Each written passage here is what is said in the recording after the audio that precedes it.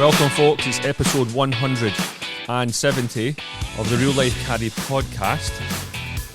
170. I double checked, Mike. Okay. Also, episode number 2 of the new season. So we're back. Season. Yes. Season we're back. 8.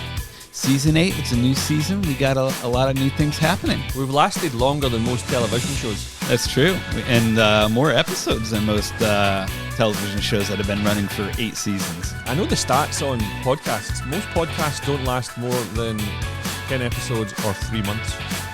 We've persevered. So, You know, we have a lot of content. Actually, as a matter of fact, I got a little some new intel about our friend Caesar. They were asking about friend Caesar, although this came from another caddy, so you got to be careful. Okay. But the word is Caesar had a child. Caesar is a father. And invariably, what will we call the child? Little Caesar. Little Caesar. Little Caesar is in the house. So, Big Caesar, you're out there. You got I don't know what you're doing for work or anything, but you got to make that money. So, Wow. hit us up or maybe throw you a job or two. I'll tell you what, to start things off, you just mentioned don't listen to anything a caddy says. Yes, very true. Do you throw yourself in the mix there? Absolutely. I'm a Okay. caddy through and through. Actually, you go first, but I got another one about this too. Right, so we'll talk about our shadow loops as well, actually. At our new course that we're going to participate in. Yeah. Yes. But first of all, this listeners will love this. We're out on working a job about, I don't know, a month ago? And we're on the 9th tee, and Am I with you on this job or? Yeah, we're working okay. together. Yeah. And I said, oh, look, there's such and such over there. Oh, yeah, it's all coming back to me. And you said, he goes, oh, he loves the sauce. I was like, he loves the sauce? Really? And you were like, yeah. I was like, but he doesn't seem like that. He doesn't have a reputation. He's always... He's on time. He's well camped. I mean, he does a great job. He does a great job. Yeah, he's a great caddy. And I've never heard a story. And I said, so please explain yourself. And Zabbo then tells me that he's coming out of Costco one day in San City, which is just, what's that, a wee touch north of Monterey. Mm-hmm. And as you're walking in, this caddie's walking out and he's holding the handle of vodka. Yeah, a large one too. A large one. And I was like, okay. But I thought that you were basically saying he was drinking it. And I was like, well, maybe he was going to a party. Maybe he was hitting it up on the way home because he lives north. This is how the caddy rumor mill starts, and I'm complicit in it. Yeah. I admit. Shame on me. Right? Shame on me. But yeah, I deduced from what he was doing and where he lives that he must need a little roadie on the way home. Like he lives kind of far away, so I was like, he could just wait till you get home, but maybe he needed some for the ride home. So yeah, you tarnished his name. Who knows how many other people you've told that to? No, just you. And I after I did it and you called me out on it, I kind of did some introspective kind of look at myself, and I was like, wow, I am that caddy. So I got to watch that. Well, in all fairness, we've seen him about 3 or 4 times since, and every time you're like, oh, there's your boy. He loves the sauce. Well, that's what we do. We get these small inside jokes and then play it up every time we see him. So I was like, oh, he's on the schedule. See how he's got a late job? That's because he's hungover from the night before. Oh, that's right. Oh, man. Oh, man. That's too good. So there you go. Never listen to what a caddy tells you. Which Ever. Sort of negates this whole podcast, but that's true. Yeah, tell me your story then. What you got? Speaking of the podcast, so it's rare, you and I work together somewhat frequently, but it's rare, almost never, we're going to have a request at the same exact time, and that happened last week. We had we each had a request for groups that didn't know each other at the same tea time, so we got to work together. And your guy comes up to me, he's like, Zabbo! He's like, hey, nice to finally meet you. I listen to the podcast all the time. And my guy and his son, who I've been caddying for the last 10 years since the kid was like 11. Or no, he's 13. Drew and Jim Bunn, got to shout you out. But Jim goes, you do a podcast? He goes, I listen to podcasts all the time. And Gordon just looks at me like, good to see you're spreading the word about the podcast, Zabbo. That's just great. Yeah, your head sunk. Yeah, it did. Yeah. Sorry, Jim. But I know Jim's going to be a listener, and Nadia. Nadia likes podcasts too, his wife. Lovely. Yeah, the buns. And you had a lot of fun with that. Oh, I have great people. And I think it's because you're too much in the sauce. That's probably what it is. Definitely. Saucing it up. And actually, it's funny because I think the first day Jim had white pants, and you said something, we were walking, you said something, Nadia overheard it. She's like, "What's wrong with white pants?" And she talked to me about that for a couple days. She was like, "I still don't get it with the white pants. White pants is what you should be wearing on the golf course." And she's very against black clothing on the golf course, like black pants, black tops. Yeah. Well, they are from Florida. So. I said, "You definitely don't like Gary Player, then, huh?" The white pants, though, that was a bold move from him at his age. Yeah, not that he's old. No, he's definitely not old. What would he be? Wow, Jim, did you just 50? say that? Yeah, 50, early 50s. Yeah, right. Yeah, that's a bold move to be wearing the old white trousers after a flight. A 6-hour flight. That's true, but he pulled it. He wears it well. He pulled it off. I don't think anyone does. So he was telling me actually the second day. He goes, he's like, I forgot to tell you, I had a golf video, a video that I shot at a new club that he was a member at, which is, I guess, it was a big no not to film or take pictures. We're not going to mention the club, and it went viral to the tune of 50 million views in the first 2 days. So you've probably seen this shot. It was like an amazing bunker shot. The guy was on his knees, and the caddy's like, "You got to aim here. It's plugged." He's on his knees and swing hard. You got to trickle it in the rough. And so Jim's taking the video. The guy hits in the rough, trickles off the edge of the green, goes in the hole, and they got it on video. Caddy's screaming, going nuts, and so he makes it, and we're walking away, and he's like, he doesn't even realize how truly funny this is, but he goes, because this is his regular caddy at this home course, and he goes, yeah, 2 days later, the caddy hit me up and was like, "Look, man, we're up to like 80 million views, and we're not getting any money out of this. We gotta figure out a way to monetize it." I'm like, oh my God, that is such a that is a true caddy for you. Like, really is. What are we doing here? Not making money on this. So good. Straight to Costco for a handle. Exactly. I love it. I'm just looking at my notes here. Zabbo. He loves the sauce. That's going to live forever. That was brilliant. We did recently do our shadow loops at a local course. We did. We said we were going to explore new opportunities, and we have. And we only a year late. It was a year late, and we did. We both had. It was required to do 2 shadow loops, and we did them back-to-back days. You actually did yours one day before me. I wanted to make sure that I got higher than you in the seniority. Exactly. That's exactly smart. what it was. I'm sure. Because what had happened was I'd chased up the guy last year. Oh, yeah, this is actually kind of funny. And then Zabbo and I are working together. And he says, "Oh, I'm going over to do my shadow loops." I went, "What?" He says, "Yeah, the guy texts me." I'm thinking, I was the one that started it. So I got right there and then I got straight onto him. I says, "Here, what's this about Zabbo coming to do shadow loops?" And he says, "Oh, no, come on over." So you told me you were doing Wednesday, Thursday, so I made sure I did Tuesday, Wednesday. That's a true story. How were you the night before, the morning of? Were you a little nervous? Because you walked up with me. I was nervous, and I am not scared to admit it was actually the rare time it was comforting to have G around. I pull in the parking lot, and you're that rookie caddy kind of. You're walking into their hen house, and it's like, okay, I don't really know anybody, but oddly enough, I do know a handful of caddies over there, and right away I saw a few that I know. But walking in with you, it did make me calm my nerves a bit, and we knew a couple of the pros from over here. And well, what's funny is I do the opposite. So it doesn't matter what caddy barn you go into in anywhere I've been in golf, you get the cold shoulder. Like, for sure. Now I've always remembered that. So all new caddies that we have where we work, I always go up and say, "Hello, how you doing?" Yeah, it's funny. I throw them a podcast card because they might be a listener. True. But I just think we're all here to do the same job. All these people came to do the same job as we do. Why not welcome them in? And I don't understand to give. I see senior guys and the way they talk to new guys, and what you're doing is you're creating that division straight away of, "Oh, you're a rookie," and I just don't like that. So when I walked in, I walked up, and you passed the caddies before you get to the pro shop. Yeah, they're all standing right there. I just had the chin up. I went, "Morning, boys." Yeah, absolutely. And because I'm like, hey, I'm here to do a job, and I'm not a threat to you. Yeah, exactly.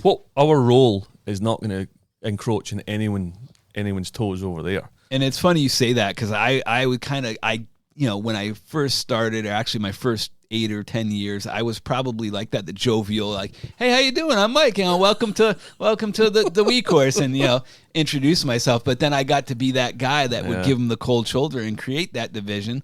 But in doing those 2 shadow loops, when I got back to the week course, I saw some new faces that I hadn't seen before, and I was like, I went right up to him. I was like, "Hey, I'm Mike. Nice to meet you." He's like, "Yeah, I've been here 5 years, Zabbo." We've worked together several times. I'm like, oh man. So I'm doing my best not to be that guy after doing my shadow loops, but yeah. And what happens is you I love. We've discussed it before. I love having shadows come out and shadow me. Yeah, because it's fun. I hand them the bag. Boys, you're working today. This is an opportunity for me to have a very easy day. Yes. And here, grab a bag, off you go, and then say, just tell my player, which 8 out of 10 times I know who I'm carrying for, and say, right, I'm going to ask him what this putt does. I'm going to get him to get all the numbers. He's definitely raking all the bunkers. He's definitely taking all the pins, because this isn't just a shadow loop. I'm going to show you how to do the job. Yeah. Now, I've heard senior caddies going, stay out of the way. And mostly, I'm like, what kind of attitude is that? It's just completely the wrong way.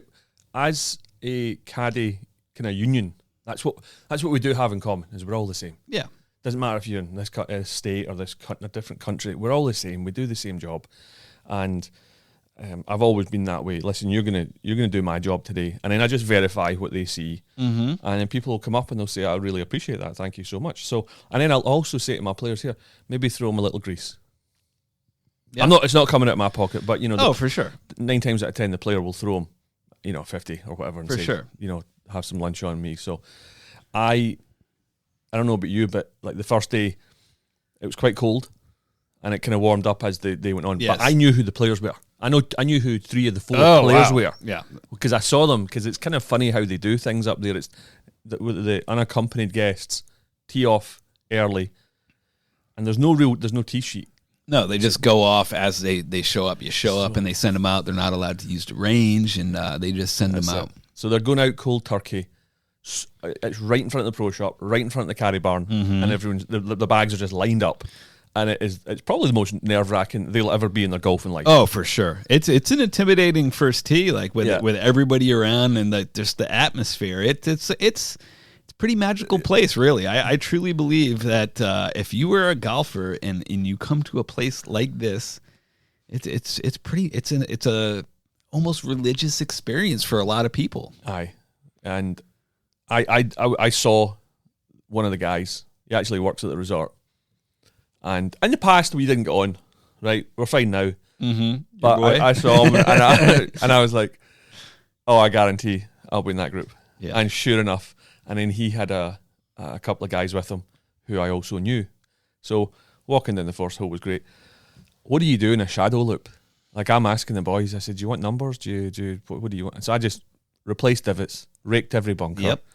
It's what you got to do, and it's funny because I heard your caddies, or one of your caddies that you shadowed the first day and the second day, and he introduced himself to me, and he said man, Gordon was great yesterday, and I heard my guys saying the same thing about me, because we are not your typical shadow. So a lot of the shadows you go out, but we've been around the block, and those guys are used to just like watching the guys walk behind them and not doing anything. But I was same thing as you, proactive, divots, bunkers. Carried a bag for a few holes. I did. Yeah, I saw you carry a bag. But I felt, the need to have the control part of me going, all right, no, take a step back. You don't have to grab the pin. You don't have to wash the guy's ball. Definitely. You don't have to read the putts. Yeah. You know what I mean? Like, you're here to observe. And that was kind of difficult for me. And as the round went on, the boys, they certainly became a lot, they realise you're not a punk. Yeah. On the first day, They do. I had a guy called Drew and Ryan, Nice. and really, really sound lads. The second day, I had 2 40-year guys, Lance and Matt. I guess these boys have great stories about, because of the clientele they have.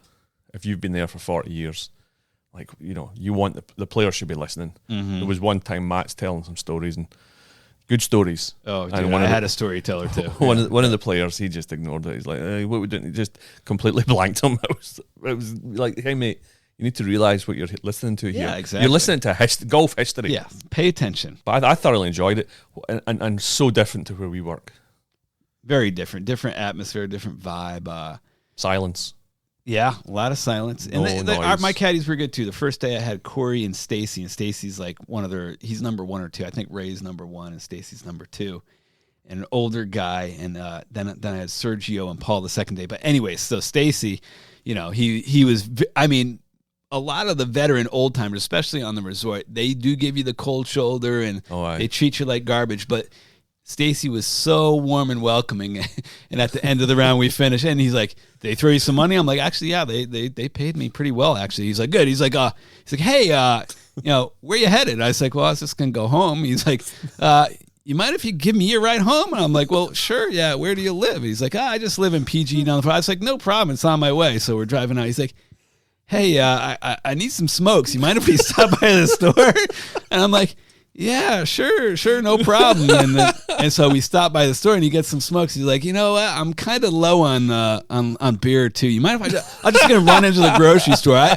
I'm not jamming you up." I'm like, "No, not at all, Stacey. Go ahead." So I drove him home, and he was getting out some money to pay me. I'm like, "Stacey, I'm not accepting your money. Like, you were very gracious on the shadow loop. No problem." Work. He's like, "Yeah, usually I only work one or 2 days a week. I'm kind of retired, so I Uber in the morning, and then usually have to Uber out because the caddies don't want to give me a ride home." So he's like, "You shadowing tomorrow?" And I was like, "Yeah, I am." And he's like, "Yeah, I'm taking the weekend off." And then I get there the next day, and there's Stacy. He's like, "Yeah, they're not going to let you shadow me 2 days in a row, but what are you doing after the round again?" I was like, so I gave him a ride home the second day too. Yeah. Great dude, though. A lot of fun. Is there any more caddying than that? Man, it's such a caddy. Cool. I love caddies, man. I'll tell you a funny story that happened to me in the second day. Now, see the players, and maybe this was the first day. Whenever it was, we're going up the second hole, and one of the players, you could tell he'd swung it twice in the first hole, twice in the second. Mm-hmm. And then he hits a chip. So this is his fifth shot I've seen him hit. So I don't like the silence, so I crack up a conversation. I said, so we'll sometimes do this to guys. We say, stroke the ego a little bit. Yeah. Gets you in the door. Of course. So I said to him, so obviously you've got a reasonable swing. Like, what are you? Like, single digits, obviously. Like, what, 4 or 5? Mm-hmm. And there was a wee bit of silence. He said, "Nah, I'm a +4. More of a +4, 5. Did he? And I was like, "Really?" Oh, and I thought, "Oh man, come on!" And it turns out he was the pro. Oh, and they were here in the resort for some pro-am, the 3 amateurs and the 1 pro. Yeah. So I've just asked a professional golfer if he was a 4 or a 5 handicap. That's amazing. And I'd said to him, I said, "Listen, mate, I'm going to call myself out in the podcast for this." I was just trying to be nice, create conversation. That's pretty And I just thought, he probably thought, "Really, mate, you're here to observe. Yeah. You're not here to judge how good or bad I am at golf." But yeah, he was good lad. They were from Wisconsin. Gotcha. My first shadow was probably playing that same tournament, and they were from Oregon doing that same thing with one of the pros, about the same, about a 4 or 5 hint. Mm-hmm. There was a story as well about a few weeks ago where this guy's caddy for this lad, and he on the first tee, and he's like, "How long have you been doing this?" And I'm, most of my life. And he's like, "Oh wow, you must have seen it all." "Oh yeah, I've seen it all, done it all." And then I dropped his 3-wood on the staircase. I've done that before too. But I knew it was coming, and I put my foot out and I kind of kicked it. Yeah. So it softened the blow. It was, and I pick it up and I show him straight away. Was it scuffed? No, it wasn't. It was fine. It was a tailor-made, one of the what's the one you call it? AI smoke, bro. AI smoke, bro. It was a 3-wood, the kind of the dark blue black. Yeah. And the paradigm. He's not even swung it. I'm trying to hand it to him. I drop it, and I said I still struggle with the basics, but he kind of. Yeah, I don't know. I wonder if that guy ever found out about the scuff on top of his driver that caddy dropped on the cart path. Man. Do you remember who he was? Yeah, I do remember who. We're not going to name names, but yeah. We could ask. Do we have a contact that we could ask to find out?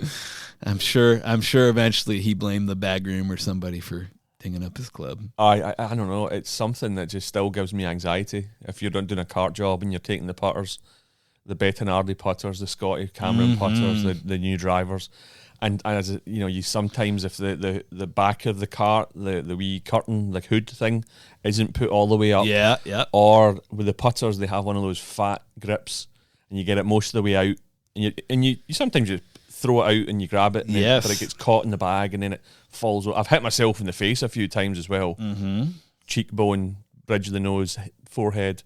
And there's a lot of caddies too that don't have awareness. Like you and I have awareness. Like when people don't understand what a Circle T putter is. Like a Circle T Scotty Cameron. Some of those are worth $4, $10, $12, $15,000 putters. And like these guys are looking that you're putting the head cover on right away. They want the head cover off only when they're putting, and they want it right back on. Like you gotta pay attention to stuff like that. I got to get a story from my mate Wallace about that because he had that situation. This is how I ended up kind of meeting him. It was his first time ever at the resort, and he'll tell the story about that. Oh, I've seen caddies with Circle T putters, and they just slam them in the bag without the head cover on. It's like, whoa. Well, how about the Korean lady that you had those drivers that cost $40,000 or something? Oh, I know. Oh, yeah. Wow. What were those? The Honma, Barris, yeah. Barrett, yeah. And she's like that. You want the head covers on these? No. Yeah, get out of here. You okay. No head cover. But, great experience. Back to Shadow. Kind of humbling in a way. And I don't know, I was a wee bit of nerves, but excitement at the same time. Because at the end of the day, you're just jumping in a different car to drive. Mm-hmm. And it's going to be... I don't foresee doing a huge amount of work, but you never know. There'll be busy times of the year they'll need us. I'm going to try to do as much as I can over there, yeah? Work my way into the seniority system, bro. Yeah, there you go. It's but I'm looking forward to it. Do you know what I love most is it's just a different place. It is. If you get variety in what we do, it is nice. Brilliant. It is nice. I'm looking forward to it. Anything more to add just now, Zabbo, or do we just crack on with the Zabbo World of Golf? That's what we're going to call that little segment. I got a brief one that I got to get off my chest. Like this is pretty funny. So I'm caddying for this older gentleman, not that old, but mid-50s, and he, I don't know if he was ever married before. I get a feeling he wasn't, but he met like the love of his life, girlfriend at the time, and I guess he does end up marrying her, but he brings her to the resort. Wants her to have a good experience. She has no children. She has this dog that she considers her child. It's like it's like Bear. I mean, it's about the same size as Bear, and she loves this dog like no other. Well, they're staying on 18 at the big course, and so it's like 8:30 at night or whatever, and they get out and they're walking the 18th hole, and by the green there's that big retaining wall, the bunker, and then the retaining wall that drops down like 15 feet. So the dog's running up and down, having a great old time, sprints in the bunker, leaps off the edge of the retaining wall down. And you know how far that drop is. That's like 15, 20 feet. And this lady loses. She's crying like, go get my baby, go get my baby. So he's like, I don't know how to get down there. And they look at the dog, and the dog's not like, the dog's up and moving, kind of shaking, but the dog seems to be okay. And so he you can go like parallel to the wall and get down. So he gets down there, gets the dog. Now he's like, how am I going to get back up? So they figure out a way to hoist the dog back to her. Man. And like, he's trying to impress his girlfriend, and she's like, the dog seems like the dog's fine, but they get back to the room, and she's like, I can't go to sleep. I can't live with we have to take him to the emergency vet. So luckily they take him to the emergency vet. Everything's fine. The dog lived. But what a way to spend your first night on the resort with the dog. Can you imagine that? Seeing Bear just running and go sailing over the wall, knowing what's on the other side of that wall. Crazy. But no. I told you the first time we ever had him. He was only a week old. Well, we'd had him for a week. Had him for a week. And I took him up to the petrol station in Pacific Grove. So I'm a pair of shorts, no belt, flip-flops, and I go in, I tie him up outside because there was another dog there, and I had the opinion that he needed to man up. So being around other dogs, that was it. Turned out it was the wrong thing because he get freaked out. As I undid him when I came out, he bolted. Oh, no. And you know how far that shell garage is from where I lived? It's about, 2/3 of a mile? Yeah, absolutely. At least half a mile. At least. So he's now sprinting along the pavement. Going towards home? Going home. He's only been there a week. And I'm running in flip-flops, right? And shorts are falling down, trying to catch him. And then he's going across roads. Yeah, of course. He's not looking both ways for traffic. That place is 15 mile an hour at least. Oh, yeah. So, and then he actually crosses the road, and I'm like, oh no. If something happens to him, I'm just leaving the country. Yeah, and I'd have been off to Mexico. Yeah.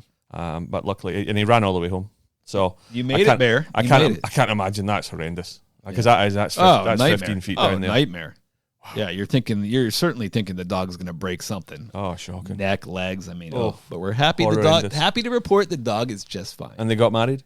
They did get married. Yes, he's very happy. Oh, good for them. Lovely. Excellent. Right, we'll move on. Quick break, and then we'll be back with Zabbo's World of Golf. Mailbag questions, shoutouts. Zabbo's World of Golf. This is a new feature that we wanted to do. I might get maybe get Ryan Sanchez to do some intro music for you. A special Zabbo's World of Golf intro, Ryan. Hit us up. The people they like that little feature, the music. Yeah, we're going to bring it back today for the mailbag? 100%. Okay, absolutely. Good. Glad okay, to hear so what you got this week, Zabbo? So I'm going to tell the tragic recent story of a fellow named Andrea Pavan. Andrea.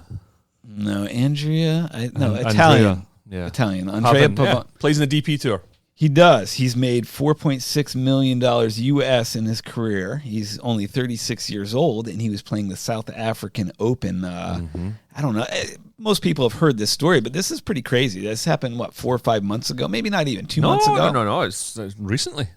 Somewhat recently, a couple months ago. But I don't have the dates on this. But yeah. So what happened was he was playing in the South Africa Open Championship. Oh. And he was at rental house, hotel. I think it was a rental house that he was renting. Right. And, they had an elevator, like a 3-story elevator. He was at the top floor going down, hit the button, and he was either, looking at his phone on his Tinder, doing whatever. The door opens, and he walks in to step onto the platform. And alas, there's no platform there. The elevator's at the bottom. The door opens. He steps in, falls down, and fractures everything. He breaks. Oh, man. I mean, you're talking... He's got a 6-hour surgery to repair. I mean, he's got plates in his shoulder. He broke a lot of bones. I mean, the guy's probably never going to be the same. He may never play professional golf again. I would be shocked if he's back in the next couple years. I mean, it's pretty crazy. March 4th, 2006. 26. March 4th. So, oh, wow. That was earlier this month. Yeah. So that's when it happened? Wow. That's brutal. Yeah. Insane. Fractured. Insane. And you're talking somebody, ranked 249th in the world. So you're talking a guy not only has made 4.6, he's only 36 years old. I mean, he's got 10, 20, 30 million dollars in career earnings in his future potentially. You might have that in a lawsuit payout. much? Lawsuit? I mean, AK had that insurance. Anthony Kim had that insurance policy. Obviously, Liv bought it out or did whatever, and he's doing all right now. But you got to figure a guy like that with that kind of earning power, the lawsuit he should have, the money he should get on that for what happened to him and probably the rest of his career, he'll never be the same again. That's broken vertebrae and severe shoulder damage. Yeah, not good. Yeah, you wonder to swing a golf club would probably be a miracle. But yeah, how far down do you think it was? I think it's 3 stories. You got to think 20, 30 feet at least. He's like the dog. Yeah, exactly. He's like the dog, except he's got a little more weight behind that fall, and you're not falling onto like rock that may have a little give in it. You're falling onto steel. Metal, yeah, because that's a nightmare. That's horrible. Like crazy. The trauma of that. Like the shock is just I can't even imagine. Walking straight out. Oh man, down an elevator shaft. Elevator shaft, yeah. Oh man. Well, there you go. That's. I don't know if they had their certificate. Those certificates you see in the elevator that this was inspected. That inspection might have expired. Yeah. I don't know. I don't know what to say about that. Somebody dropped the ball. The fact he's still alive is great. Yeah. Good on you for living through that. But man, hearts out to you. But I think maybe he was on his phone. Imagine if you were just turning around behind you to talk to someone and you just walk in. Yeah, I mean, I've never really thought about it, but when I walk into an elevator, I'm pretty sure I kind of look to make sure it's there before I walk in, like just to step out. And like, I am definitely in the future going to be more conscious anytime I get on an elevator. Well, typically when you walk in, there's a mirror facing you. Yeah. So see yourself. Yeah. If there's no carriage to take you, it would just be a big black abyss. Yeah. So, yeah. Wow, that's horrific. Horrific. So there you go. Always bringing a shining light to the world of golf, Zabbo. I tried. I meant to say to you about not quite as dramatic as that. When I was in Arizona, I went to we meet up for breakfast with some guys I caddy for, and they said to me, "Look at the state of your hair." It was a bit of a mess. So I went to Ed that I was with. He made a phone call to his usual barber. No one there. But he found somewhere else. So we drove down to North Scottsdale, Mike's Pro Barber Shop. Okay, Mike's Pro. Yeah, it's 7609 East Pinnacle Peak Road. And sounds like you were satisfied with it if you're given the address. I've never been in a place. They have a fridge. The first thing they do is offer you something to drink. You know, one of those places, fridge, you know, if you want cocktails, whatever. Oh, yeah. Pinnacle Barbershop here in Monterey does that. Is it? Okay. Yeah, look them up. They're a good shop. Well, this guy, Mike, is actually originally from the Bay Area here because he had old chairs from Candlestick Park. Mm-hmm. I had all the sport stuff up, music, you know, country music playing. It was wild. And I'm getting my hair cut. And what they do is that it was incredible. They give it a shave, the proper shave, shave the ears. Like the earlobes. Yeah. Do you know, I know you get that. I get mine waxed, yeah. I do. I am a hairy man. I have hair everywhere. And like the air hair, as you get older and start sprouting, my brother busts my chops about this. He's like, oh, it's very metrosexual of you. I'm like, bro, my ears look good. Look at your ears. I would have thought the hair might be there to protect, but, you know, I guess. Maybe on the inside of your ears, but yeah. As I was getting it done, the lad keeps stopping. And I'm like, why is he stopping it? And I realised they're right next to a yoga studio. So you can imagine everything that's walking in and out. Catching a glimpse of... He's like, I'm living my best life, man. And that's why I opened my shop up here. It was absolutely tremendous. So yeah, that was Mike's Pro Barbershop in North Scottsdale. Fantastic. If you want a haircut or to look at some ladies in yoga pants walk by. Loads of trim. I was like, why does he keep stopping? Like this is just really strange. And I looked in the mirror across and then look at him because I had my head then. I was like, okay. Just living the dream. What does this mean? This means it's mailbag time. Mailbag time. This one comes from Destiny. Destiny. She's in Monterey, California. She's actually married to Casper, who asked the Rich question Casper? the last time. Yeah. Funny enough, I saw him the other day. He's like, hey, thanks for the shout out at the podcast. I'm like, dude, I haven't seen you in forever. But there you go. Okay. Well, this is his wife, who's also an avid listener. And if you ever go to Spanish Bay, look out for Destiny. She works at the fire pits. Oh, nice. Lovely girl. She asks, does breaking par on a par 3 course count? Funny enough, Destiny, just last week I texted the wife after I had a smooth little 3 under at my little course there. I did too. I was like, hey, I was 3 under. But yeah, I mean, it's under par's under par, bro. So you would count that? I count it as what? I mean, it's count it as what? Count it as breaking par. Broke par at a par 3 course. Would you mention that if someone said you ever broken par? No, you would say. Well, I have broken par, but I've never said it relating to a par 3 course. I have broken par in an 18-hole official course a couple of times. So it doesn't count. It does not count. It doesn't count. But here we go. A hole in one in a par 3. You're trying to catch me in something. Of course. Yes. A hole in one. So breaking par doesn't count on a par 3 course, but making a hole in one in a par 3 course counts. Oh God. You see what I'm getting Next question. No, I count the hole in one.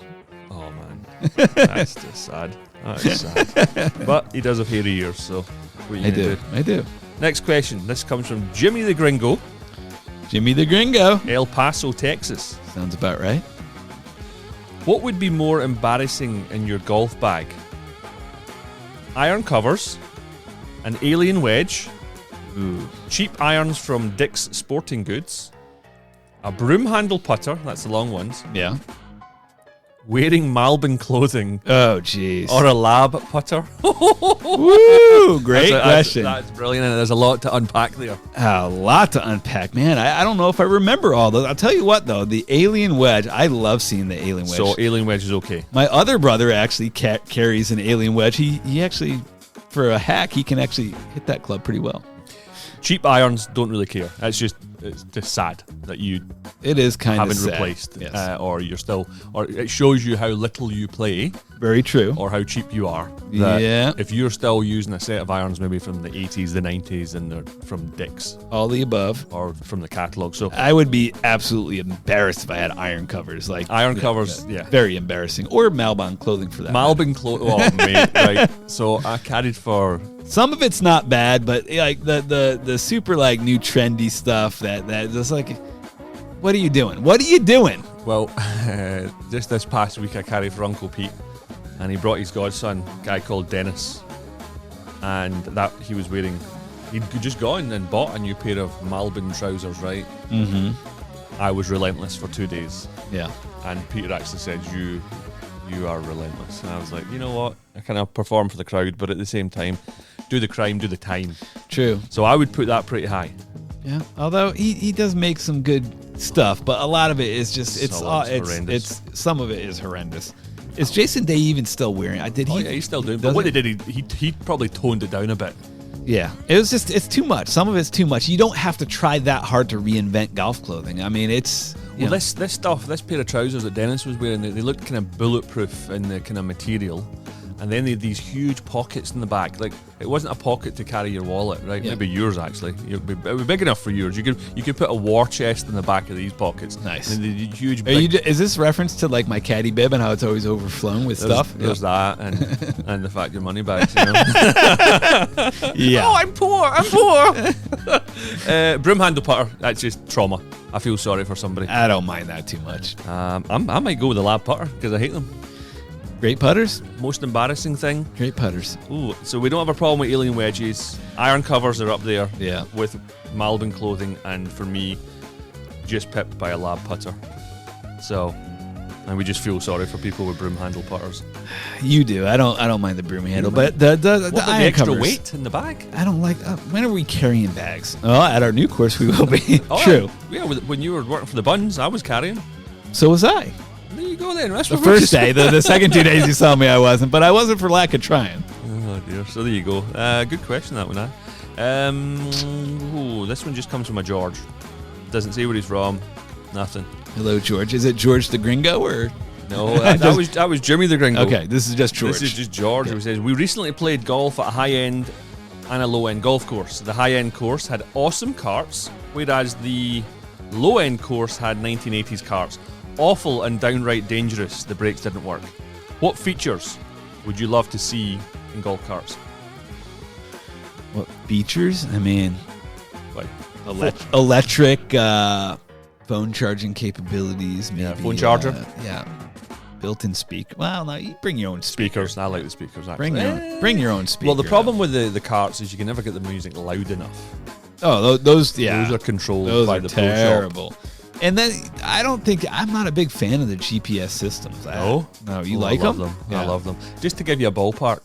Yeah, that is true because they took out all the posts on the resort, right? Because we used to have the 200, 150, and That's it. they took those out a while ago when they replaced it with the GPS. That's it. Yeah. And I really like it because then you're sitting in the car. Here, lads, have a look at this. This is how far it is to get over that bunker type thing. So Yeah, you may have a point there. I like that. Music. You know what I really like is having the leaderboard or That would up be there, cool. you know, for- That would be really cool. that would be cool. Maybe a cooler on the side too. Put a cooler with some ice and A proper cooler, like good size, because the ones you usually have, the wee ones, you can only fit Yeah, like, 2 2 bottles drinks, of water. yeah, And that's if you true. put ice in there, you call it one. true. And the phone charger, of course. But again, I'm not a big fan of people using the phone on the course. So Yeah, but when you're playing your music, you need to keep your phone charged and maybe your speaker charged for that matter. when you go to these, I would call it more like middle class, working class golf courses where guys have enough money to buy their own cart. That's when you see some real stuff. Styling carts. Myself and Rye, the pet guy, went down last year to North LA somewhere, and I'd forgotten something in the car. So the guy we're playing with, Mark, Yeah. H&R Roofing, Nice. Oxnard, he says, I'll just take my cart back to this thing went about 40 miles an hour. I nearly took out a Bentley. You're like, whoa, yeah, I didn't know golf cart could do this. Yeah, that wasn't a good move because I'm floor it. Oh yeah, of course. The brakes that we have now, I hate the ones where you have to slam your foot in and then click it. Yeah, ours now have the golf carts have come a long way with the lithium-ion batteries, the regenerative braking. So you just let off the gas and it stops automatically. It's nice. Yeah. So here we go. Last one, Joey T. JT. He's in Austin, Texas. Recently, my friends and I got into a huge debate about how to mark a scorecard. One guy straight up puts the scores. Another guy puts +1 for a bogey and -1 for a birdie, etc. Circles and squares were discussed. It seems that we opened a can of worms that I'd never thought about before, and the debate went on for at least an hour. Please tell me how you guys mark the scorecard. Well, Zabbo, he doesn't mark it correctly. I'll give you that one. Oh, get out of here. Yes, I do. This is actually a fantastic question, and I don't think it's ever been asked on the podcast. Like, no. We've pretty much done the run-of-the-mill questions that we just we have answers for over and over because there's a lot of same. We've never had this question. This is a great question. Great question. And actually, I love this question. JT, good job. Anyways, so I am of the opinion, certainly when you're playing with other caddies who are at a skill level where you can do this, I love seeing the circles and squares on the card. Show me the birdies, show me the bogeys. It's a lot easier to tally it up. The guys we play with when we play golf, you make a double here and there, but you're rarely making double, and maybe put a triangle around that. But I love just putting the actual number, and I love the circles. I love to see 3 or 4 or 5 circles on the card under my own score, especially when I'm playing a little par 3 course. I was going to say that. You haven't been circling much. I don't so much like squares. I think that can get a little bit too busy. It does get busy, especially when you're making a bunch of them like you are. I think people that don't circle birdies are psychopaths. I agree. We can agree on that. I think it's like people who drive, Priuses on the motorway. You stay well away from them. If somebody, let's say I get paired with a random, and they didn't circle a birdie, I'll be like, right, I'm walking off. Ta-ta. Who the hell are you? Yeah. Yeah, it's one of the most gratifying, as an amateur golfer, it's one of the most gratifying feelings in golf. Draw some attention to it. Is to circle it and go, yes, I conquered that hole. And yes, how do you circle? Everyone thinks I'm a genius when it comes to adding the score up as well, by the way. I go level 5s, 45. So if it's a 4, it's 1 under. For sure.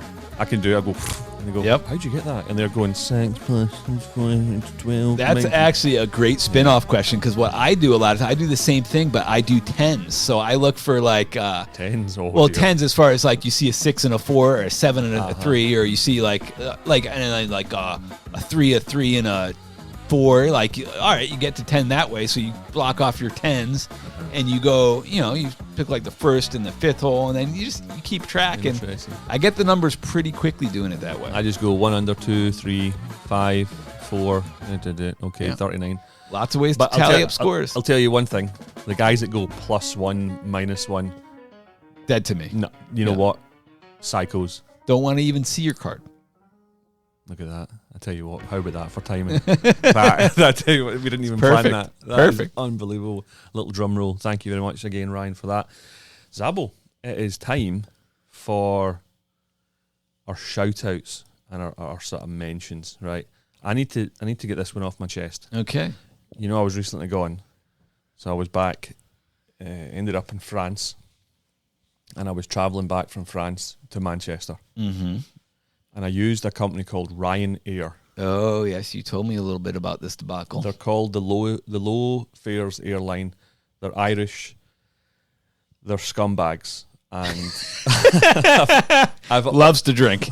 Loves to drink him. They were the original kind of low fares website, and think like Value Jet in the US. You know, if you were allowed, say, £20, 10 kilos of weight, and if you're 0.5 over, they would charge you £6 or euro. It's absurd. If you didn't print your ticket, you would charge you 40 quid to do it. It once happened to me. Jeez. So you have to know what you're dealing with, dot the I's, cross the T's. Of course. Like I once went to Prestwick Airport and I didn't have a ticket. I said, can you just, and she went, that'll be £35. I went, sorry? 35 pounds? 35 pounds. The flight was 17. Right? Because of flying to Paris or something, right? This is how we and I get went, you. really? Like, no, you can't. No, this is policy. These are the rules. Okay. And you know how I love rules. I give her a pair. She's on a chair. She swings around to the photocopier, hits a button, piece of paper, and hands it to me. That's what you're dealing with. Now, that was my fault. Bad preparation. Yeah. So as long as you're well prepared with these people, you just got to know what you're dealing with. Yeah. Well, this was the only flight that I could take. It's the closest place to where I was staying to get back to Manchester. Meant to be meeting my mother, take her home to Scotland, right? It's all planned. It's all great. It's a beautiful morning. I get dropped off at the airport. I go through security, waiting for the plane. Tannoyed. Your flight, the plane is not arriving. We're going to send you to Nantes. Nantes is 5 hours north of where But they don't currently am. have a plane to get you there. No, so it turns out the de-icing machine, because it was very cold, the de-icing machine didn't work at the airport I was at. Yeah, that's kind of a priority. Which is a priority. Yeah, You know, I mean, you might think, hey, listen, it hasn't been used all winter. Maybe we'll give it a fire give it it a up. rip. Yeah, yeah. Fire it up once a week. Yeah. No. So, long story short, I ended up having to jump on a bus, drive 5 hours, get to the airport, start snowing, get on the plane, sit in the plane for 3 hours. Airport closes. Sleep overnight at the airport. Jeez. No hotels, no food, no drink, nothing. Nobody from Ryanair's there. Oh, Ryanair's not going to front you hotel money? They sent text messages saying, "Oh, aye, we can't find a hotel, but if you find one, keep your receipt." That's what they said. Oh, that's nice of them.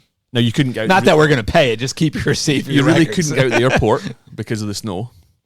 Because the whole of Europe, well, certain parts of Europe shut down if they get half an inch of snow. Yeah. Spend the night. It was like something from a horror movie, right?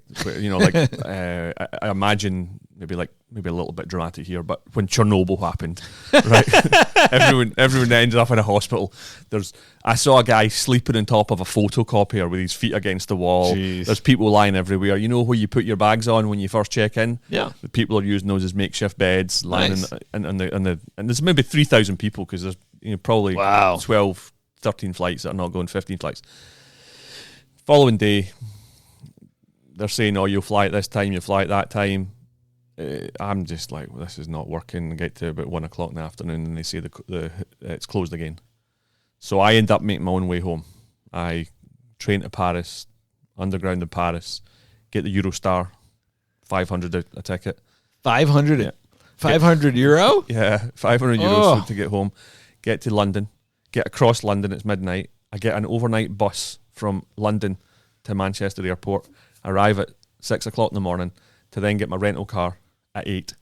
Drive 4.5 hours to get to Scotland Jeez. to help the removal people at my mum's. 2 days there, then we come back here for a week, right?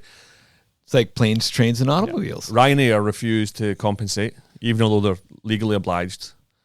And this is my chance to tell anyone, if you ever go to Europe, if you're in Europe, think before you waste your money with that mob, because 9 times out of 10 it's fine, right? You pay for what you get. Yeah. These were not cheap tickets either. You know what I mean? I made sure that I paid what I wanted to get. Yeah.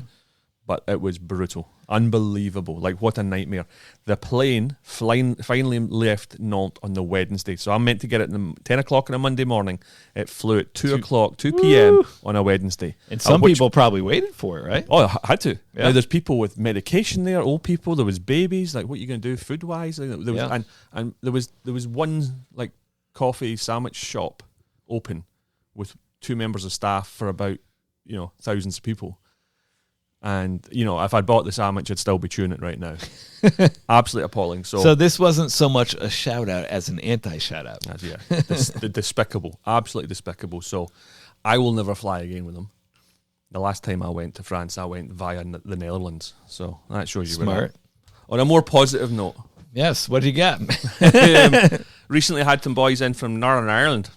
Dion, who you know. Oh, big Dion. He came with his mates. How good is this? They're early 40s. They went to primary school together. Nice. Dion, Frank, Bongo, who lives out in Australia. Bongo. And Barry, who now lives down in San Diego, who you know. I do know Barry. And they're from a wee village called Kildress, and that's in Northern Ireland. And it's close to a place called Cookstown, which is very famous for... Methamphetamine.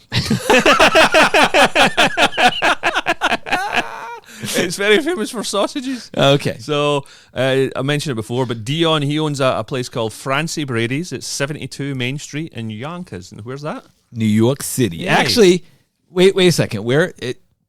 Yonkers. It's in Yonkers. You know what, Dion? I am going to be there in 2 months. I'm going to be in New York City. Perfect. Expect to see me. Expect to see me. Well, you know, he even checked the menu out because I checked it, and he even named the dish after himself. Pork dumplings. So, actually, Dion, get in touch. Is it Yeah. child friendly? Is it like you have to be 21 and over? Because I'll bring my family in there, Yeah. Dion. Yeah. aye, but there you go. And then also another Ireland shout out, Kevin Coyle, who's one of the Villa boys. I met him out here years ago. Mm-hmm. Stay in touch with the lads. He just retired. He told me this years ago that he was going to retire, and he lives in Southern Ireland, but it's way up the northwest. And there's a golf course called Carn Golf Course. Mm-hmm. Carne.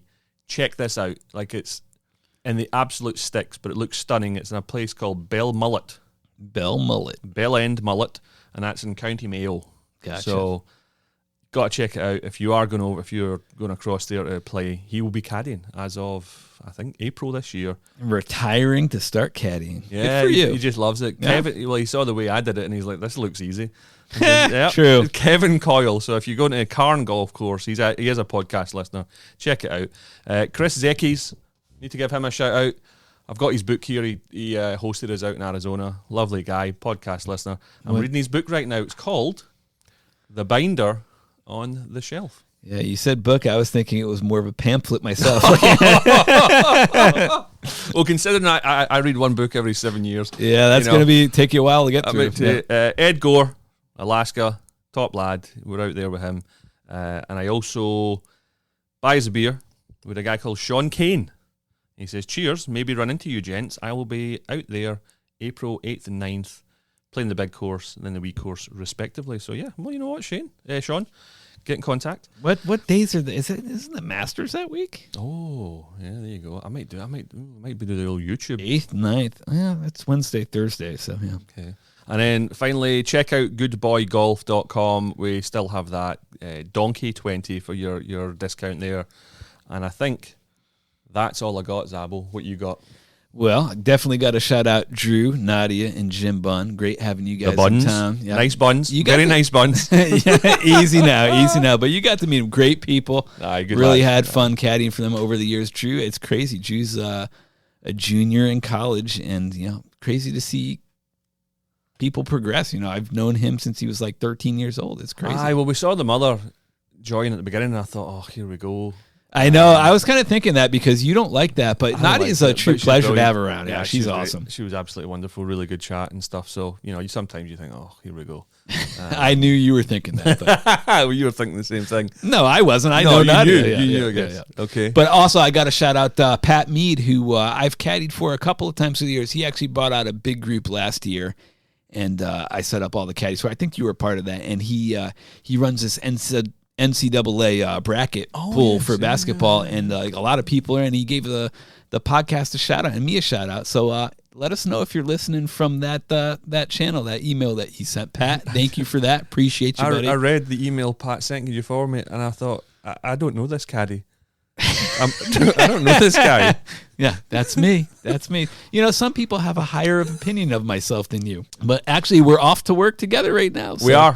For a podcast listener. Yeah, we're going to have to head out. Guys, episode 170. If you're new, go back, check out the old catalogue. Zabbo, thank you for your time. Thank you. I look forward to teaching you a few things at your home course today. Yeah, we'll see about that. Again, thank you for listening. Thank you for your support. Get out. Enjoy your golf. But more importantly, keep it humble.